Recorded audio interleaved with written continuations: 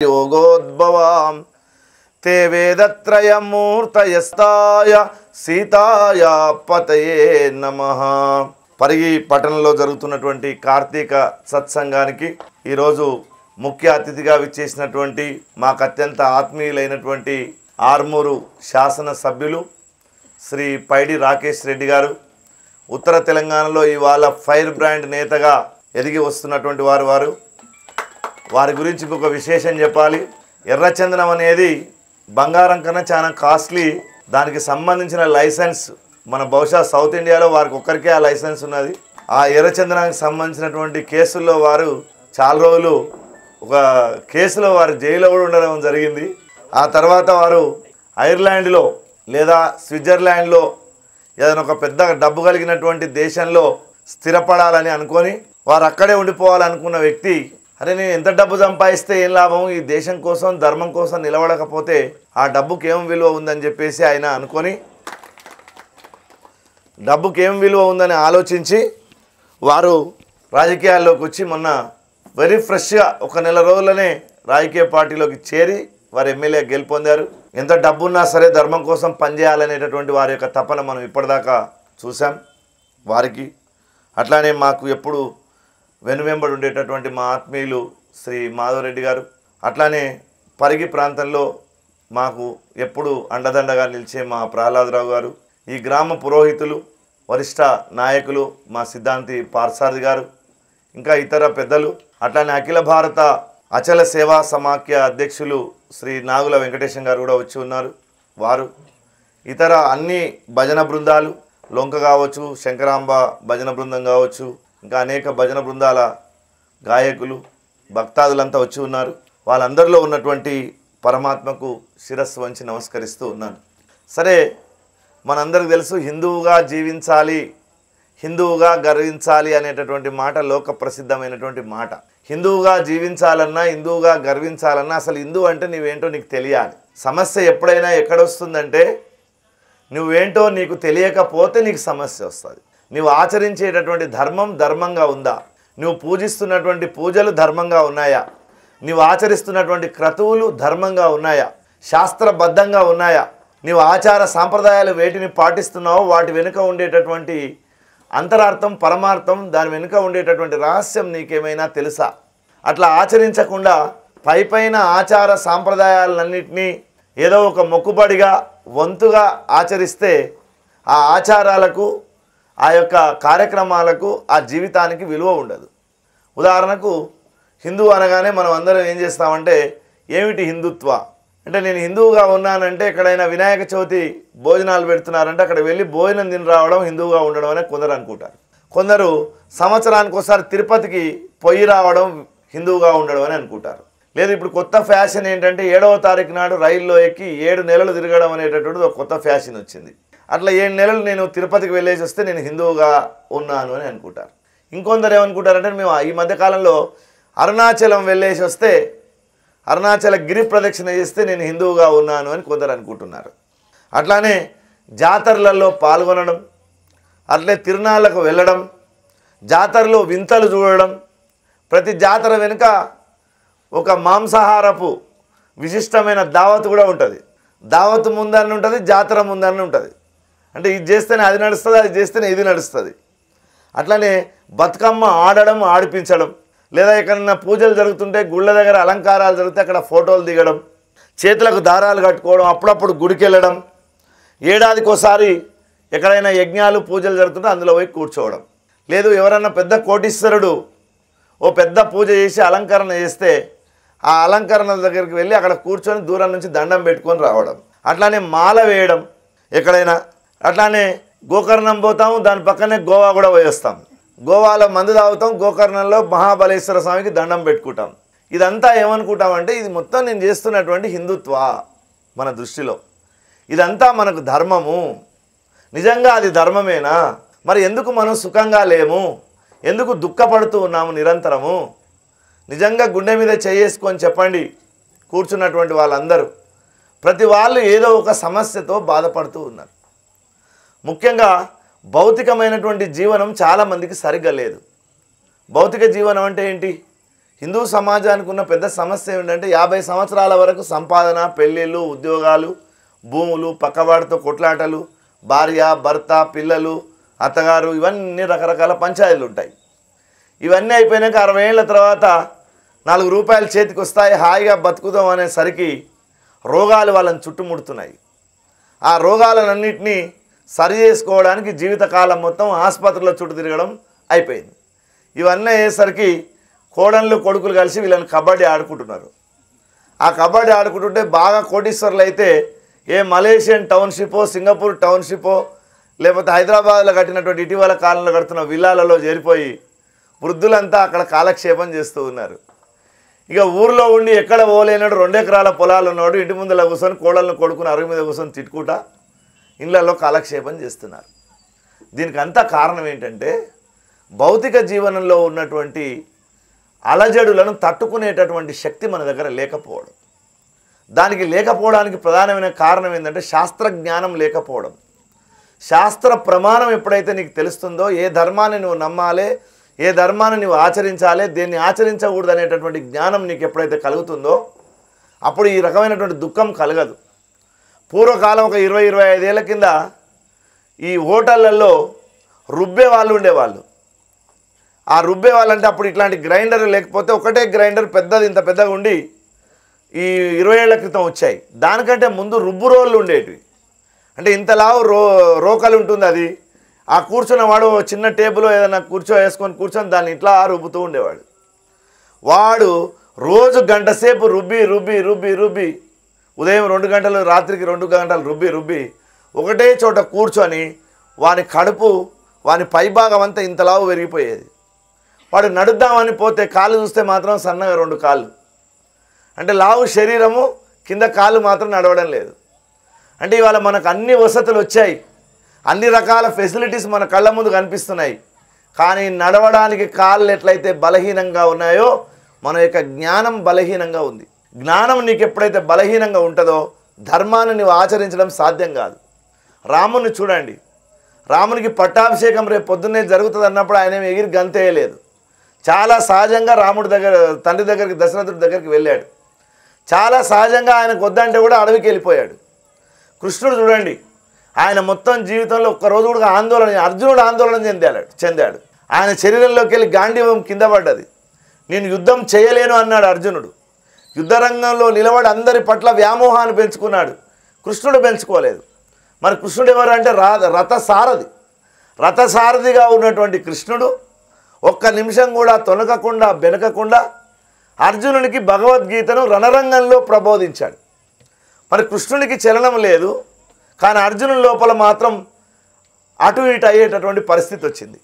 క్లైబ్యం మాస్మగమః పార్థ నైతత్వ యుపపద్యతే క్షుద్రం హృదయ దౌర్బల్యం త్యక్తోత్తిష్ట పరంతపః. ఒక నపుంసకుడిలాగా నువ్వు మాట్లాడుతున్నావు, ఉత్తిష్ట పరంతప, నువ్వు లేవు అర్జున, పైకి లేవు. నపుంసకుడిలా మాట్లాడుతూ పెద్ద పెద్ద మాటలు చెప్తూ ఉన్నావు నా ముందు. నువ్వు అన్ని రకాల వ్యామోహాలు నీ తల నిండా ఉన్నాయి. ఆ తల నిండా ఉన్నటువంటి వ్యామోహాలను నువ్వు వదిలిపెట్టినప్పుడు మాత్రమే నీవు సరైనటువంటి యుద్ధ వీరుడవు, యోధుడవు అవుతావు. సంసారంలో నువ్వు సంసారం చేయాలన్నా, పిల్లలతో నువ్వు కుటుంబాన్ని హాయిగా గడపాలన్నా, నీ జీవితాన్ని 10 మందిలో చక్కగా నడుపుకోవాలన్నా, రాజకీయ పార్టీలో పనిచేయాలన్నా, ఒక వ్యాపారం చేయాలన్నా, ఒక వ్యవహారం చేయాలన్నా మొట్టమొదటి శాస్త్రజ్ఞానం అనేటటువంటిది చాలా ముఖ్యం. శాస్త్రంలో ఏం చెప్పినో చేయకుండా నువ్వు చేసేటటువంటి పూజలు, నువ్వు చేసే నదీ స్నానాలు, 100 సార్లు మీరు కృష్ణానదిలో ఉన్న మన్నంత తీసి విజయవాడ కనకదుర్గమ్మ ఇంద్రకీలాద్రి పర్వతం అంతా ఎత్తు పోయండి, మీకు ఏ ప్రయోజనం జరగదు. లేదు, ఒక ఆయన చెప్పినట్టు ఉసిరికాయలు లక్ష్మీదేవి ఆరాధన చేస్తే ఉసిరికాయలు పడతాయి. అంగం హరే పులకభూషణమాశ్రయంతి బృంగాంగనేమ ముకులాభరణం తమాలం అంగీకృతాకిల అని చెప్పేసి లక్ష్మీదేవి యొక్క కనకధార స్తోత్రాన్ని చదివినా నీ ఇంట్లో ఉసిరికాయలు పడేది లేదు. వీటన్నిటికి ఎందుకు కారణం? అవన్నీ ఒక ఆదిశంకరుడికి జరిగినాయి, ఒక వివేకానందుడికి జరిగినాయి, ఒక రామకృష్ణ పరమహంసకు జరిగినాయి, ఒక రమణ మహర్షికి జరిగినాయి. మనకెందుకు జరుగుతలేవు అంటే మొట్టమొదలు మన దగ్గర హృదయంలో జ్ఞానము లేదు. రమణ మహర్షి దగ్గరికి వెళ్ళి తిరువన్నామలై చుట్టూ ప్రదక్షిణ చేయాలనుకుంటున్నారు అందరూ 14 కిలోమీటర్లు, కానీ రమణ మహర్షి ఆచరణలో ఒక్క నయా పైసా వంతు కూడా ఆచరణలో జీవితంలో లేదు. రమణ మహర్షి ఈరోజు సాయంత్రం బయలుదేరి గిరి ప్రదక్షిణకు బయలుదేరి రేపు సాయంత్రానికి ముగించేవాడు. ఆయన ఒకసారి ప్రదక్షిణ చేస్తూ ఉంటే ఒక పేదవాడు ప్రతిసారి ఇంత గిన్నె నిండా ఒక కుండ నిండా అన్నం వండుకొని తీసుకొని ఆయనకు అడ్డం వచ్చేవాడు. రమణ మహర్షి ఒక్కడు వెళ్ళేవాడు కాదు, ఆయన వెంబడి మొత్తం సరుకులు సరంజామా అంతా తీసుకొని అందరు నడిచేవాళ్ళు. అంటే మధ్య మధ్యలో వండుకుంటూ వెళ్ళేవారు. ఇప్పుడంటే మనం 4 గంటలు తిరిగేసి వస్తున్నాం, రోడ్డు మంచిగా ఉంది. ఆ కాలంలో రోడ్డు లేదు, అడవిలో నడుచుకుంటూ గిరి ప్రదక్షిణ చేసేవాడు ఆయన. ఆ పేదవాడు అన్నం కుండ నిండా అన్నం వండుకొని తీసుకొచ్చి ముందు ఆడబెట్టేవాడు. ఒకరోజు ఆయన కనిపించిందట రమణ మహర్షికి, అయ్యో వీడు పాపం వాడే కడు పేదవాడు, వాడు నా కోసం వండుకొని తీసుకొస్తున్నాడు, ఆ అన్నం నేను తినడం వల్ల వాళ్ళ కుటుంబానికి ఇబ్బంది అవుతుందని ఆయన రూట్ మార్చుకొని, అంటే అట్నుంచి పోయేవాడు ఇట్నుంచి పోదామని చెప్పేసి అందరిని అటు మలిపిండట. వీళ్ళు ఇట్నుంచి ఒక 1/2 కిలోమీటర్ పోతే ఈ లోపు ఆ పేదవాడు ఆ కుండను తీసుకొని అక్కడ అడ్డం వచ్చి నిలబడ్డాడట. స్వామి నువ్వు మాత్రం తినకుండా కదలడానికి వీల్లేదంటే ఆయన కళ్ళ నిండా నీళ్లు తీసుకొని ఆ నీళ్ళు ఆయన తెచ్చినటువంటి అన్నంలోనే అందరికి పెట్టాలన్న ఉద్దేశంతో దాంట్లో నీళ్లు పోసి దాంట్లో కొన్ని నిమ్మకాయలన్నీ పిండేసి దాంట్లో కొంచెం ఉప్పు వేసి ఆయన మొదలు తాగి ఆ వచ్చినటువంటి వ్యక్తికి ప్రసాదంలాగా ఇచ్చి మిగతా వాళ్ళందరికీ పెట్టి నడిపించుకుంటూ తీసుకొని పడి. ఇంత దయామూర్తి, ఇంత కరుణామూర్తి. ఈ కరుణ దయ అనేది మొట్టమొదటి హిందూ ధర్మంలో నువ్వు ఒక సాధకుడిగా, ఒక ఆధ్యాత్మికవేత్తగా లేదా ఒక ఆధ్యాత్మిక పరుడుగా నువ్వు ఉన్నావంటే మొట్టమొదటి నీ బ్యాటరీ ఛార్జింగ్ ఇలాంటి దాంతో ఉండాలి. దయా కరుణ నీ లోపల లేకపోతే వారు ఇప్పుడు చెప్పినట్టుగా లేదా రోజు మనం చూస్తున్నట్టుగా ఏ మనిషి మీద ఉండదండి, ప్రేమ ఉండదు. ఈ ప్రేమ లేనటువంటి వాళ్ళు ఏం చేస్తుంటారు, వ్యాపారంలో ఒక ఎదగనియరు, రాజకీయంలో ఒక ఎదగనియరు, వాని కాలు పట్టి కూలుస్తారు. పక్కన పాలుడు మంచిగుంటే ఓర్వలేడు, ఎవడు మంచిగుంటే ఓర్వలేనటువంటి స్వభావం ఏంటది? అట్లాంటి ఈర్ష్యా మనస్తత్వం నీకు ఎట్లా కలిగింది అంటే నీ హృదయంలో ధర్మం లేదు. మొట్టమొదటి నేను ఎప్పుడు కథ చెప్తూ ఉంటా, ఒక 5-6 మంది కలిసి యాత్ర పోయిరట. యాత్ర పోతే ఒక పెద్ద వినాయకుని విగ్రహం కనిపించిందట. ఆ వినాయకుని బొడ్డు చాలా పెద్దగా ఉన్నదంట. ఒకడు అందులో ఏలు పెట్టిండట, పెడితే వానికి దాంట్లో తేలి కరిసిందట. వాడు అనుకున్నాట నేను అబ్బా అంటే ఈ 4 మిగిలిపోతారు కదా అని, అరే ఎంత చల్లగా ఉంది ఏం రా అని అన్నాడట. రెండోడు ఏలు పెట్టిండట, అలా వానికి గరిసిందట. వాడు అనుకున్నాట వీనికి గరిసినట్టుంది, వీడు చెప్తాడు ఈ ఇద్దరు ఎందుకు మిగిలాలి, 4 ఒకటే కారులో వచ్చినాం కదా, ఒకటే కిరాయి కట్టుకొని వచ్చినాం కదా, అందరం సమానంగా పైసలు వేసుకున్నాము, ఈ ఇద్దరు ఎందుకు మిగిలించాలని చెప్పి వాడనంటే అవును నిజంగా చాలా చల్లగా ఉంది అన్నాడట. 4 దాంట్లో ఏలు పెట్టిరట. ఈ ధర్మం అనేటటువంటిది ఎప్పుడైతే నీకు తెలియదో ఇట్లాంటి ఈర్ష్యలు అసూయలు మీరు ఒక్కసారి మీ మనస్సును ఒంటరిగా పక్కకు చేసి ఒకసారి ఆలోచించండి ఇంటికి వెళ్ళి. ఇప్పుడు నేను మాట్లాడేటటువంటి మాట అదే. మేము నిజానికి ఈరోజు కార్తీక దీపోత్సవం మొట్టమొదటి రోజు కాబట్టి కార్తీక ఉత్సవం పెడదామని అనుకున్నాం, కానీ నిజంగా క్లాసెస్ లాగా పెట్టాలి దీన్ని అని. ఎందుకంటే ఏమీ తెలియకుండా ధర్మం ధర్మం అని అందరు తిరుగుతున్నారు. ధర్మం యొక్క స్వరూపం ఏమిటో తెలియదు, ఏ ఆధ్యాత్మికతనో దానికి ఆధ్యాత్మికత అనే పదానికి అర్థం తెలియదు. వినాయకుల దగ్గరకు పోయి ప్రతి వాళ్ళు పేపర్లలో చూస్తే నేను మొన్న నవరాత్రుల్లో ప్రతి వాళ్ళు ఆధ్యాత్మికత ఉంటేనే మనశ్శాంతి ఉంటుందని. ఎవరికి మనశ్శాంతి ఉందండి ఫస్ట్ చెప్పండి? ఆ చెప్పిన ఆయనకు మనశ్శాంతి ఉందా? పోయి ఫోటోలు దిగినటువంటి వాళ్ళు పక్కన పెట్టుకొని కార్యకర్తలను పెట్టుకొని ఫోటోలు దిగిన ప్రతి వాళ్ళ స్టేట్మెంట్లు ఇవే ఉన్నాయి. అది మేడ్చల్ పేపర్లు అదే ఉన్నది, వికారాబాద్ పేపర్లు అదే ఉన్నది, హైదరాబాద్ పేపర్లు అదే ఉన్నది. అంటే అందరూ ఆధ్యాత్మిక శాంతి కావాలంటున్నారు. ఏం శాంతి ఉన్నది నిజంగా చెప్పండి? శాంతి ఎవరికి లేదు. ఒక ఆయన చాలా బాధపడుతున్నాడు, ఒక పెద్ద మనిషి. ఏమైనా ఎట్లా బాధపడుతున్నావు, ఏమైంది, ఎందుకంత దిగాలుగా ఉన్నావు నువ్వు అంటే ఆయన అన్నాడు, నా పెళ్ళి చేసినప్పుడు కట్నం కింద మా మామ వాళ్ళ సడ్డకుడు దిల్సునగర్లో ప్లాట్లు చేసిండ్రు, ఒక ప్లాట్ ఇస్తానని 400 గజాలు నేను తీసుకోకుండా 2,50,000 రూపాయలు తీసుకున్నా. ఇవాళ ఆ ప్లాట్ 2 కోట్లు అయింది, ఆయన 2,50,000 ఉత్తగానే పెళ్లికి దావత్కి అయిపోయినాయి, నాకు ఇప్పుడు పోయినప్పుడల్లా బాధ కలుగుతుంది అంటున్నాడు ఆయన. అంటే నీకు గతంలో జరిగిన విషయం కూడా నేను బాధపడుతున్నావు. పోనీ ఇప్పుడు జరిగేది ఏంది? ఇప్పుడు జరిగేది ఎట్లుంటుంది? పక్క వాళ్ళలో మనం ఒక కార్యక్రమానికి వెళ్ళాం, మీరు చూడండి చాలాసార్లు ఓపెన్గానే చెప్తున్నాయి. మనం ఎక్కడైనా ఫోటోలు దిగేటప్పుడు కానీ వాళ్ళ ఫోటోలు కనిపించకుండా ఉండాలని, వాళ్ళకి దొరకకుండా పోవాలని, ఈ రకరకాల కుట్రలు కుతంత్రాలని నీ హృదయంలో నీకు ఏం ఆధ్యాత్మికత ఉంది? ఆధ్యాత్మికత అంటే ఏంది? నీ యొక్క త్యాగం అవతలి వాడికి పనిచేయాల. ధర్మజ్ఞచ్చ కృతజ్ఞచ్చ అని రాముడి గురించి చెప్పారు. రాముడు ఎలాంటి వాడంటే ధర్మజ్ఞుడు కృతజ్ఞుడు. ఆయన ఇది మొదటి పదం, మొదటి మాట, ఇది వాల్మీకి చెప్పిన మాట. నీ యొక్క స్వేచ్ఛను నిన్ను అనుభవించనివ్వాలి, నీ ధర్మాన్ని నువ్వు అవలంబించనివ్వాలి, ప్రతి వాళ్ళకు కావాల్సినటువంటి స్వేచ్ఛను ఎక్కడికక్కడ ఇవ్వగలగాలి. వాళ్ళ యొక్క ఆనందానికి అడ్డుపడకూడదు, ఎవరి యొక్క ధర్మంలో మనం వేలు పెట్టకూడదు, వాళ్ళ యొక్క ఆలోచనలను ధ్వంసం చేయకూడదు, వాళ్ళకు ఉండేటటువంటి స్వేచ్ఛను కాపాడడం కూడా ధర్మమే. అట్లాంటి రాముడు మరి అంత గొప్ప పని ఎట్లా చేయగలిగాడు? ఒక చిన్న వానర సైన్యాన్ని తీసుకొని అంత పెద్ద రావణాసురుని దగ్గరికి వెళ్ళాడు. మరి అది చేయగలిగాడంటే హృదయం నిండా ధర్మం ఉంది ఆయనకు. మీరందరూ ఒకసారి ఆలోచించండి. రామాయణంలో సీతమ్మ వారిని వెతికినటువంటి వాళ్ళు ఇద్దరు. ఒక ఆయన రావణాసురుడు వెతికాడు, ఒక ఆయన ఆంజనేయుడు వెతికాడు. సీతమ్మ వారిని మొట్టమొదటిలో వెతికింది రావణాసురుడు, తర్వాత వెతికినటువంటి వాడు ఆంజనేయుడు. మొట్టమొదటి ఎందుకోసం వెతికాడు రావణాసురుడు? అగో సీతమ్మ పరాయి వాళ్ళ యొక్క స్త్రీ అయినప్పటికీ ఆమె లాక్కొని వచ్చుకోవడానికి, కిడ్నాప్ చేయడానికి వెతికాడు. ఆంజనేయుడు ఎందుకు వెతికాడు? సీతమ్మ వారిని పరమాత్మతో కలపడానికి వెతికాడు. చూడండి ఇద్దరిలో ఎంత తేడా ఉందో. రావణాసురుడు పూజలు చేస్తాడు, శివుడి యొక్క ఆత్మలింగాన్ని తెచ్చి ఇంట్లో పెట్టుకున్నాడు, లంకలో పెట్టుకున్నాడు. రోజు సప్త సముద్రాల్లో స్నానం చేస్తాడు. వాడు నవవ్యాకరణ పండితుడు, వేద పారగుడు, వేద విద్వద్వర్యుడు, అన్ని సకల శాస్త్రాలు చదువుకున్నటువంటి వాడు. అన్ని శాస్త్రాలు చదువుకున్నటువంటి రావణాసురుడు సీతను వెతికాడు. నవవ్యాకరణ పండితుడు, స్వయం సేవకుడైనటువంటి ఆంజనేయుడు సీతను వెతికాడు. కానీ ఆ రావణాసురుడు ఏం పూజలు చేయడం అనుకుంటున్నారా మీరు? రావణాసురుడు యజ్ఞాలు చేయలేదు అనుకుంటున్నారా? రావణాసురుడు ఎన్ని యజ్ఞాలు చేశాడంటే రాముడు కూడా చేయలే, అన్ని యజ్ఞాలు రావణాసురుడు చేశాడు. మనం అంతా అప్పుడప్పుడు అనుకుంటుంటాం, ఫలానా నాయకుడు చండీ చేశాడు, ఈయన ఆయుధ చండీ చేశాడు, ఫలానా ఆయన రాయసూయ యాగం చేస్తున్నాడు, అశ్వమేధం చేస్తున్నాడు, సంతోషపడుతూ ఉంటాం. మనం ఏమనుకుంటున్నామంటే ఆ సంతోషం మనకేందంటే యజ్ఞం అనేది వైదిక కర్మ మంచి వాళ్ళు చేస్తారని అనుకుంటున్నాం మనం.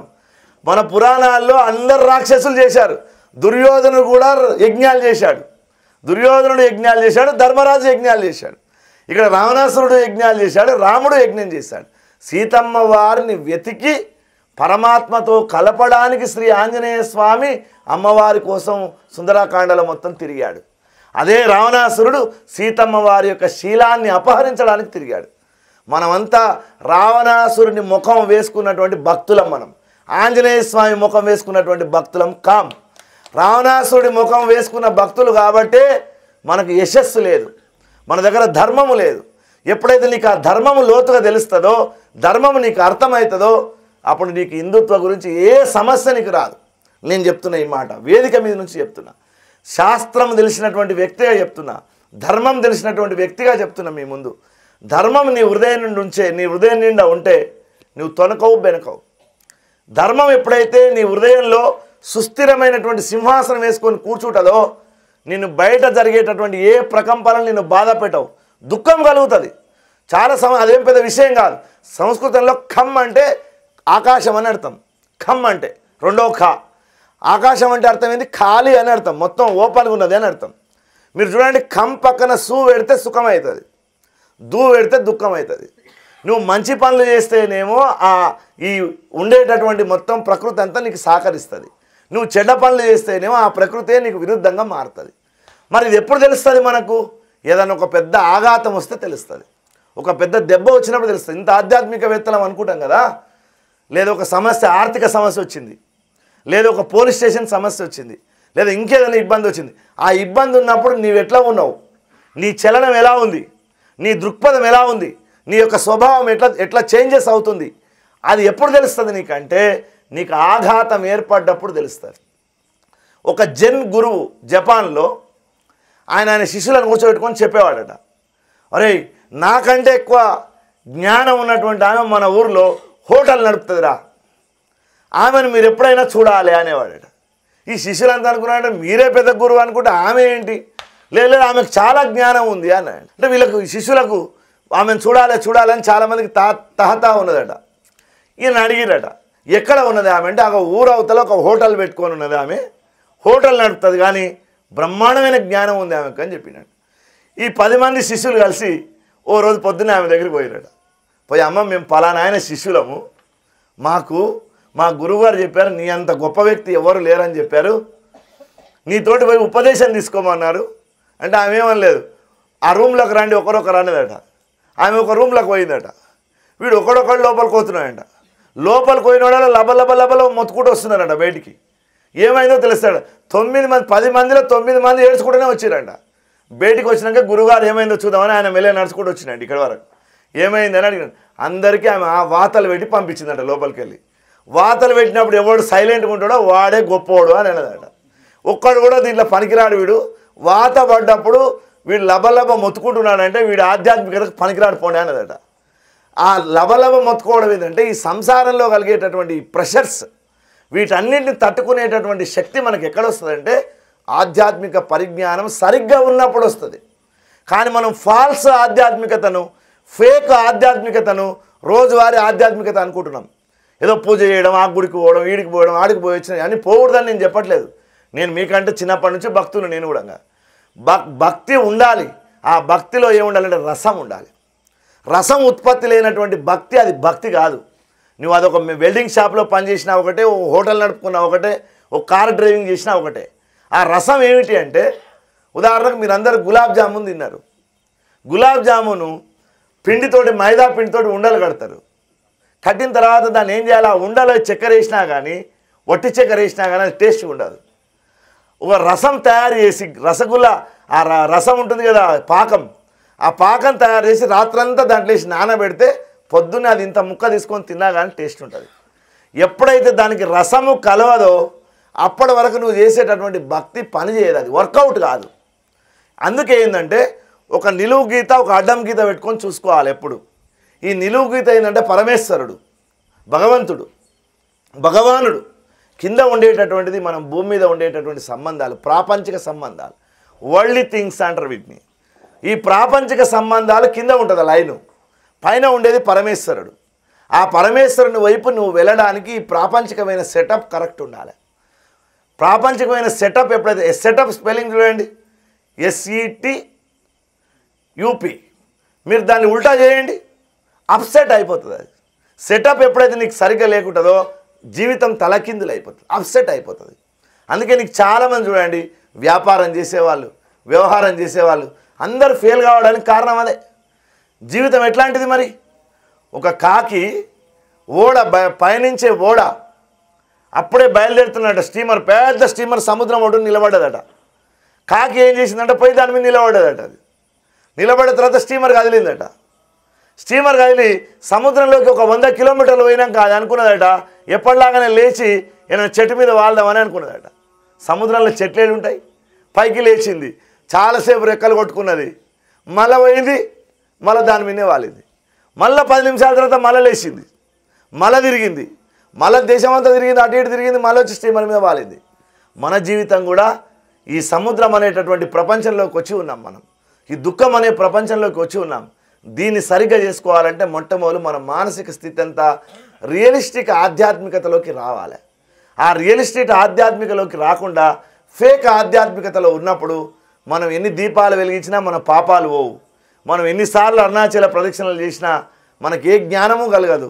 ఎన్నిసార్లు 7వ తారీఖు లెక్క పెట్టుకొని తిరిగినా కానీ మీరు ఏ రకమైనటువంటి ఫలితం నీకు జరగదు. అవి జరగాలంటే నీ హృదయంలో మొట్టమొదటి సాఫ్ట్వేర్ మారాలి. ఆ సాఫ్ట్వేర్ అనేది చేంజ్ కాకుండా నువ్వు ఆధ్యాత్మికత పొందలేవు. హిందూ ధర్మం అంటే అందరూ ఏమనుకుంటున్నారు? ఎవరైనా మీరు హిందూ ధర్మాన్ని విమర్శించే వాళ్ళని అడగండి, వారు ఇందాక అన్నట్టుగా క్యాస్ట్ సిస్టమ్ ఉంది మీ దాంట్లో అన్నారు. మనం వెంటనే దానికి సమాధానం చెప్పడానికి పోతాం. కానీ దానికన్నా అత్యున్నతమైనటువంటి ధర్మం ఈ ప్రపంచంలో ఏదీ లేదు. ప్రపంచంలోనే ఈ సనాతన ధర్మంలో 4 చతుర్విధ పురుషార్థాలను పెట్టాడు నీకు: ధర్మము, అర్థము, కామము, మోక్షం.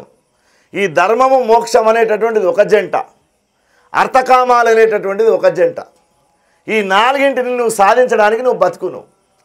నువ్వు పెళ్లి చేసుకున్నా ఈ చతుర్విధ పురుషార్థాలు సాధించడానికి, యజ్ఞం చేసినా నువ్వు ఈ చతుర్విధ పురుషార్థాలు సాధించడానికి. ఈ నాలెడ్జే మనకు లేదు అసలు.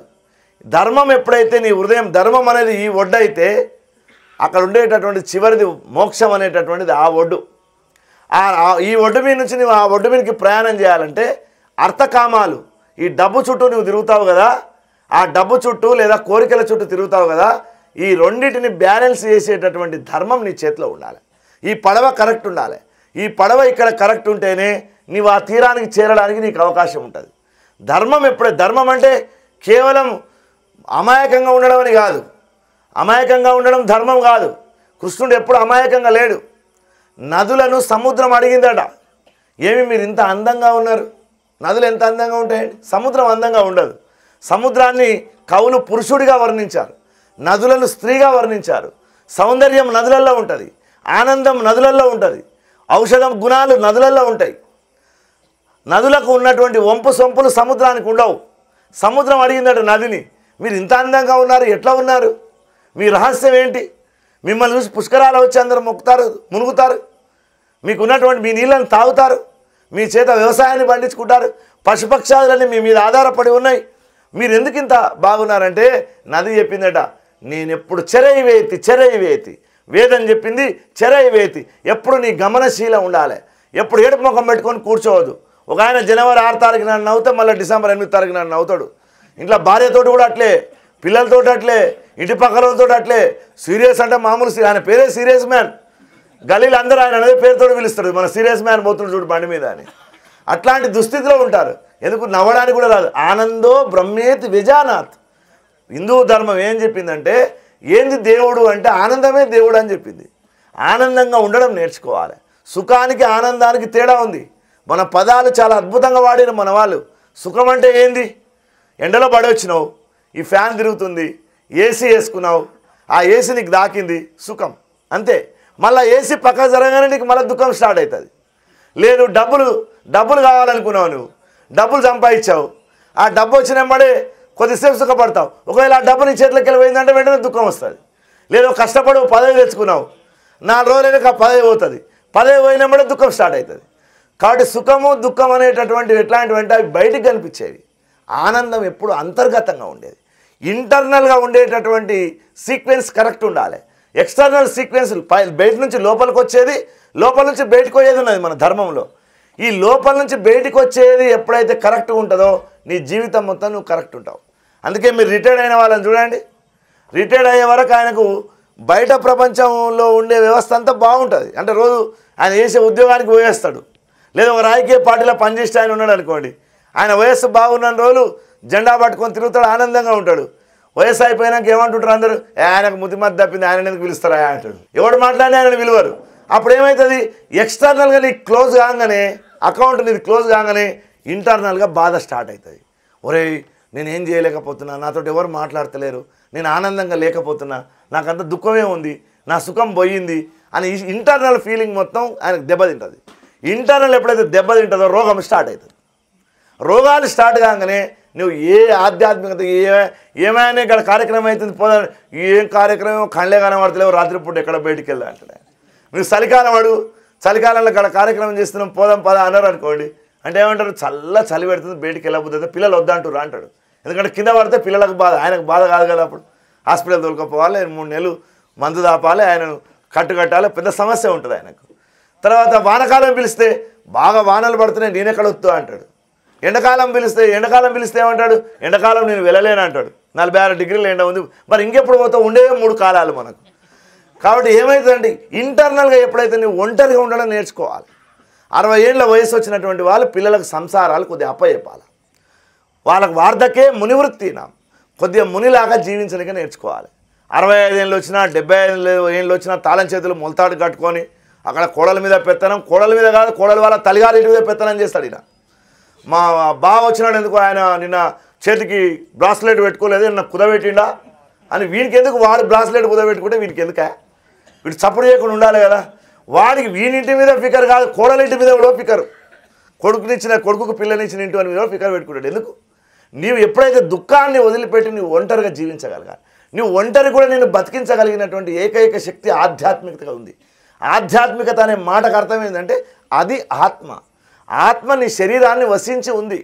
ఈ సెల్ ఫోన్ ఉందనుకోండి, సెల్ ఫోన్ ఏంటి, నువ్వు ఏ కంపెనీ అని తీసుకో, అది యాపిల్ అని తీసుకో, శాంసంగ్, ఒక గ్యాడ్జెట్, అది ఒక చిన్న బాడీ, అది దాంట్లో లోపల వేసేటటువంటి సిమ్ము, అది ఏ కంపెనీ అయితే అది పనిచేస్తుంది, ఆ టవర్ వస్తుంది నీకు. ఎప్పుడైతే సిమ్ము దాంట్లోకి వెళ్ళి తీసేస్తావో, తీసిన వెంబడే నువ్వు ఎన్ని లక్షలు పెట్టి కొనుక్కున్నా ఆ ఫోన్ పనిచేయదు. నీ శరీరం కూడా అంతే, నీ లోపల ఉన్నటువంటి ప్రాణం ఉన్నంతసేపే శరీరం మొత్తం తిరిగి వస్తుంది. ఊరంతా 75 కిలోల బరువును మోసుకొని దేశం అంతా తిరిగి వస్తుంది. అది ఇట్లా పక్కకు జరిగిందంటే కథం, నీ పని అయిపోయినట్టే, నువ్వు ఏం చేయలేదు. ఈ శరీరంలో ఉండేటటువంటి పంచప్రాణాలన్నీ పోయినాయంటే నీ శరీరం పనిచేయదు. మన ఆత్మ లోపల వసించి ఉందనేటువంటి స్వస్వరూప జ్ఞానం రావాలి. నీ లోపల ఆత్మ ఉంది అనేటటువంటి భావన నీకు. ఆత్మ అంటే మన సినిమాలో చెప్పినట్టు ఇట్లా పొగలు లేవడం, చచ్చిపోయిన దానికి దీపం పెట్టుకోవడం, ఇట్లాంటి పనికిమాలిన సినిమాటిక్ డైలాగ్ కాదు అది. అది ఈశ్వరుని యొక్క స్వభావం, అది మనందరిలో ఉంది. అది ఉదాహరణకు మనం వెళ్ళి పండుకున్నాం అనుకోండి, రాత్రికి ఇప్పుడు వెళ్ళి పండుకున్న తర్వాత మన శరీరం ఏది పనిచేయదే.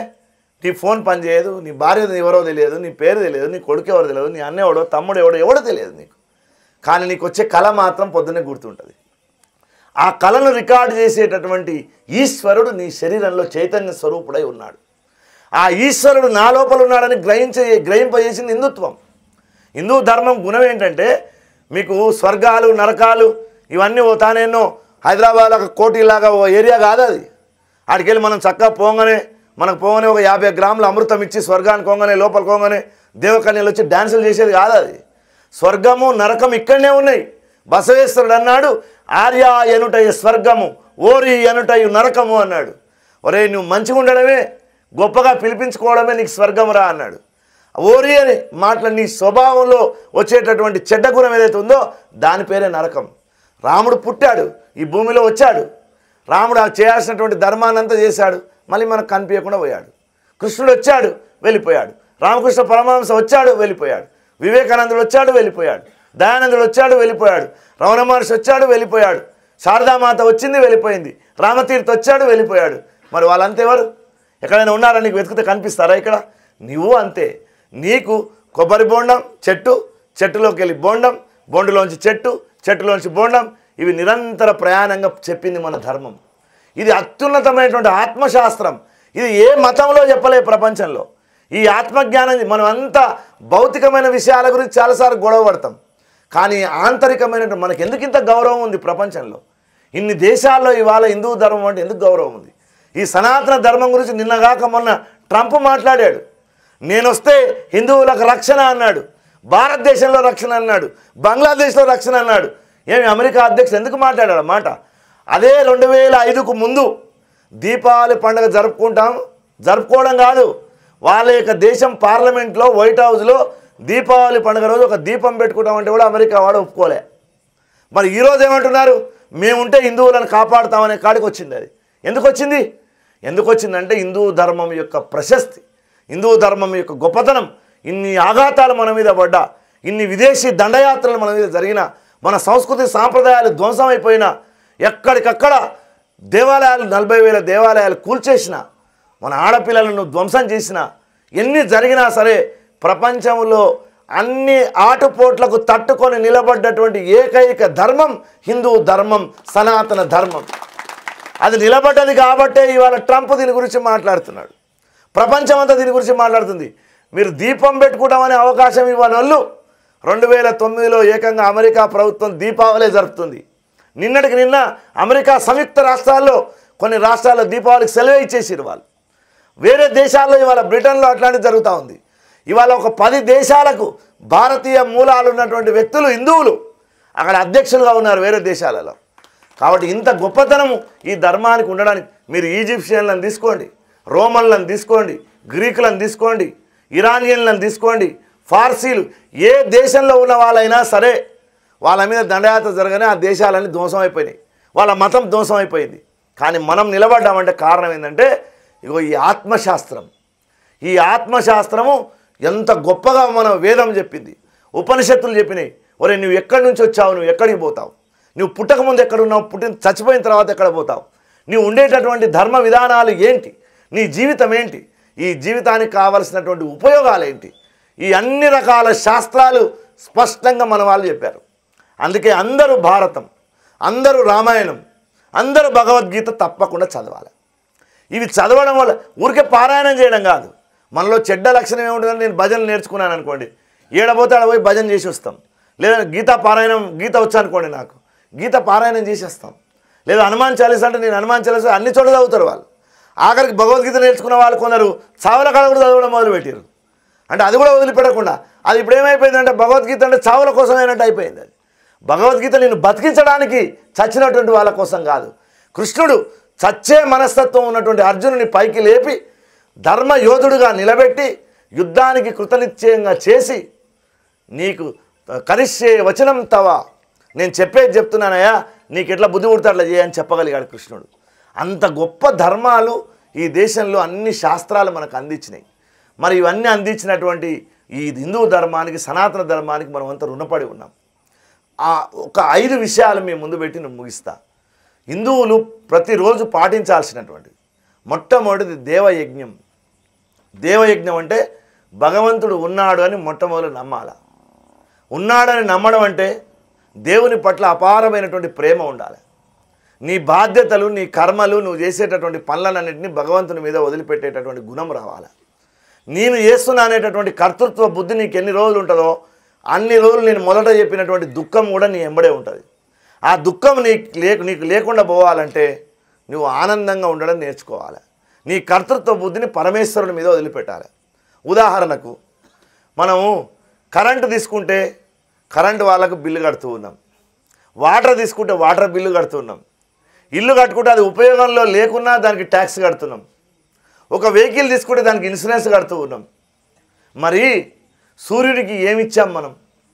నిరంతరం పొద్దున్నే 6 గంటలకు నువ్వు లేచినా లేవకున్నా, నువ్వు సాయంత్రం 90 ml దాగి పండుకున్నా పొద్దున్నే సూర్యుడు లేస్తున్నాడా లేదా? గాలి శ్వాస నువ్వు పడుకున్నా కానీ నీకు నిరంతరం నీ లోపల నడిపిస్తున్నాడా లేదా? ప్రాణ, అపాన, సమాన, ఉదాన, వ్యాన వాయువులు నీ శరీరంలో నడుస్తున్నాయా లేదా? అవి నీ శరీరాన్ని నిలబెడుతున్నాయా లేదా? నీకు వెలుగునిస్తున్నా లేదా సూర్యుడు? నీకు అగ్ని కావలసినటువంటి వాటిని అన్నింటిని ఇస్తుందా లేదా?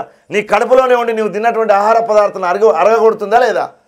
మరి అన్నీ భగవంతుడు ఇచ్చినటువంటి వస్తువులను నువ్వు అనుభవించినప్పుడు, ఈ చిన్న చిన్న వాటికే నిన్ను బిల్లులు కట్టినప్పుడు నీ శరీరాన్ని ఈ భూమి మీదకి పంపించి ఇది ధర్మ శరీరం అయ్యా, ఇది చివరి గేటు పరమేశ్వరుని చేరుకోవడానికి.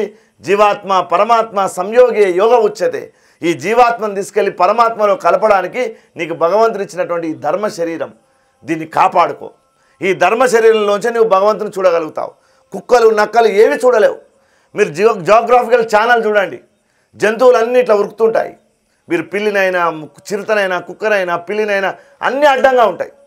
వాటి తల, వాటి గుండె, వాటి కడుపు, వాటి ప్రత్యుత్పత్తి వ్యవస్థ 4 అన్నీ సమానంగా ఉంటాయి. జంతువులకు ఆ 4 సమానమే. ఆలోచించే తల, తిండి తినేటటువంటి నోరు, హృదయం ఉండే కన్నీళ్ళు కార్చేటటువంటి గుండె, సంతానోత్పత్తి చేసే ప్రత్యుత్పత్తి వ్యవస్థ, ఆ 4 వాటికి సమానం. మన శరీరం ఎలా ఉంది? మన శరీరం ఇట్లా నిట్ట నిలువున ఉంది. మనకు పైన ఉన్నటువంటిది జ్ఞానం, ఇది విచారణకు పనికొచ్చేటటువంటిది. భగవంతుడు దీన్ని పైన పెట్టాడు. గుండె ఇక్కడ పెట్టాడు 2వ స్థానంలో. పక్క వాళ్ళని గురించి నీవు జాలిపడాలి, ఇతరుల దుఃఖం పట్ల నీవు దయ కలిగి ఉండాలి, కరుణ కలిగి ఉండాలి. ఆ కరుణను, ప్రేమను, ఉద్వేగాన్ని కలిగించేది ఇక్కడ గుండె.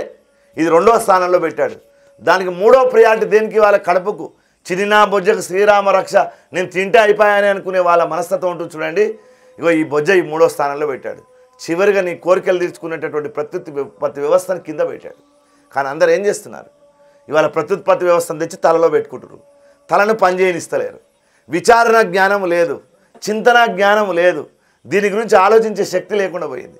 ఇది లేకపోవడం వల్ల దేవుడిచ్చినటువంటి ధర్మ శరీరాన్ని ఎట్లా నిలుపుకోవాలో మనకు తెలియట్లేదు. కాబట్టి రోజు దేవయజ్ఞం, పొద్దునే లేచిన తర్వాత తప్పకుండా స్నానం చేసి దేవునికి ఇంత దీపం పెట్టడం అలవాటు చేసుకో. ఇది దేవయజ్ఞం. 2వది పితృయజ్ఞం. తల్లిదండ్రులు ఈ శరీరాన్ని ఇచ్చారు, వాళ్ళు బతుకున్నప్పుడు బుక్కెడు అన్నం పెట్టడం, వాళ్ళని కాపాడడం ఒక పని. వాళ్ళు మరణించిన తర్వాత 3వ రోజు నుంచి ఇప్పుడు తెలంగాణలో చూస్తే 3 వద్దులు, చిన్న కర్మ, పెద్ద కర్మ, మొత్తం తాగుడు తినుడే, ఇది తప్ప ఏమీ లేదు. నీవు వాళ్ళ యొక్క ఆత్మను సరిగ్గా పుణ్యలోకాలకు పంపించకపోతే ఆ పాపాన్ని నీవు అనుభవిస్తుంది, నీ కుటుంబాలు అనుభవిస్తుంది. మన శాస్త్రాలు చెప్పిన మాట చెప్తున్నాను, నేను చెప్పేది కాదు. వాళ్ళని పుణ్యలోకాలకు పంపించాలంటే వాళ్ళకు కావలసినటువంటి ఉత్తర క్రియలు శాస్త్రోక్తంగా చేయాలి. 3వది ఋషి యజ్ఞం. ఋషి రజ్జయనాథ్. ఋషులు నీకు ఎట్లా తెలుస్తారయ్యా అంటే, ఋషులు ఇచ్చినటువంటి ఆధ్యాత్మిక గ్రంథాలను పఠించాలి.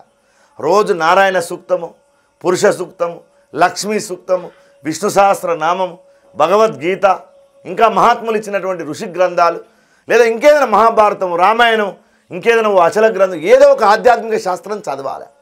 ఇది ఋషుల యొక్క రుణం తీరాలంటే ఈ పని చేయాలి. దేవుళ్ళ రుణం తీరాలంటే దీపం పెట్టాలా రోజు. 2వది పితృయజ్ఞం చేయాలా తప్పకుండా. 3వది ఋషుల యజ్ఞం చేయాలి. ఈ 3 యజ్ఞాలు తప్పకుండా హిందువులు ఆచరించాలి. అప్పుడు మాత్రం కుటుంబాల్లో శాంతి, సుఖం ఉంటాయి. మరి అట్లాంటి ఒక మార్గానికి మనం ముందు వెళ్ళడానికి, ఆ ఆధ్యాత్మిక మార్గాన్ని మరింత మన హృదయంలో నింపుకోవడానికి మేము నిజంగా నెల మొదటి ఆదివారం నాడు సాయంత్రం ఇక్కడే క్లాసుల్లాగా పెట్టుకుందామని ఇది ఒక కార్యక్రమం మొదలుపెట్టాం. ఎవరైనా ఆసక్తి ఉన్నవాళ్ళు వాటి మీద చర్చ చేసుకునేటటువంటి ఒక మంచి అవకాశాన్ని మనం తీసుకుందాం. ఈరోజు మొదటి కార్యక్రమం వచ్చి కాస్త ఆలస్యమైంది, దూరం నుంచి వచ్చారు పాపం, నేను మొహాలు కూడా చూడలేకపోతున్నాను. జాగ్రత్తగా భోజనం చేసి ఇంటికి వెళ్ళండి. ఇవాళ కార్తీక దామోదర ప్రీత్యర్థం. కార్తీక మాసం అంటేనే ఇది, అటు వర్షము ఉండదు, ఇటు ఎండ ఉండదు, చలి ఉండదు, ఒక అద్భుతమైనటువంటి వాతావరణం ఉండేటటువంటి మాసం ఇది. కార్తీక మాసంలో వనంలో భోజనం చేయడం, అక్కడ అక్షంతలు తీసుకొని ఆ ఆంజనేయ స్వామికి కృష్ణునికి అక్షంతలు వేసి దండం పెట్టండి. తర్వాత ఆ పని అవుతుంది. ఈరోజు ఆ దీపం దగ్గర నిలబడి ఒకసారి నమస్కారం చేయండి. దీపం పెట్టినట్టుగా మీకు మీ యొక్క హృదయాన్ని దేవుని వైపు అర్పించి ఆ దీపం దగ్గర నిలబడండి, దండం పెట్టండి. తర్వాత భోజనం ఇవన్నీ చేసుకొని జాగ్రత్తగా వెళ్ళాలని కోరుకుంటూ, మరి వచ్చే నెల ఈ కార్యక్రమాన్ని ఇంకొక రకంగా, అంటే కేవలం ఆధ్యాత్మిక విషయాలను మాత్రకు పరిమితం చేసేటటువంటి ఒక కార్యక్రమం ఏర్పాటు చేసుకోవాలని కోరుకుంటూ, మరి ఇంత దూరం నుంచి వచ్చినటువంటి మా రాకేష్ రెడ్డి గారు మాకు అత్యంత ఆత్మీయులు. మొన్న ఎప్పుడో ఈ మధ్యలో ఒక 3-4 నెలల కింద ఒక 3:30-4 గంటలు కూర్చున్నాము ముగ్గురం కలిసి ఒక చోట, చాలా విషయాలు మాట్లాడడం జరిగింది. సరే ఇది ఎట్లా కాపాడాలి ఈ ధర్మాన్ని అనేటటువంటి అందరికీ ఆందోళన ఉంది. సరే ఆయన కొద్దిగా గట్టిగా చెప్పొచ్చు, మేము కొద్దిగా మిగతా చెప్పొచ్చు. మేమేమో లోపల నుంచి మేము అన్నం పప్పు పెట్టినట్టుగా ఇది ఉంటుంది. వారు మరి కొంచెం స్పైసీగా ఉండాలి కదా, మసాలా ఉండే కదా, మసాలాను మేము మసాలా చెప్పగలం, ఇప్పుడు మసాలా చెప్పే పరిస్థితులలో లేము కొద్దిగా. కాబట్టి మీకు ఆధ్యాత్మిక పరిజ్ఞానం ఇవ్వడం కోసమే ఆ పని పెట్టుకున్నాం. కాబట్టి దానికి ముందుకు దీనికి పార్టీలతో సంబంధం లేదు. హిందూ ధర్మం యొక్క ఆచరణ ఉండే వాళ్ళు ఎవరైనా సరే ఆదివారం నాడు, ప్రతి నెల ఆదివారం నాడు సాయంత్రం ఇక్కడ ఈ రకమైనటువంటి డిస్కోర్స్ ఒకటి ఏర్పాటు చేసుకుంటాం. ఈరోజు భక్తి, ఈ మార్గం ఏంటి అనేటటువంటిది, భక్తి యొక్క స్వరూపం ఈరోజు మాట్లాడాలనుకున్నాను. కాబట్టి ఈ ఆధ్యాత్మిక విషయాలే మేము ముందు పెట్టడం జరిగింది.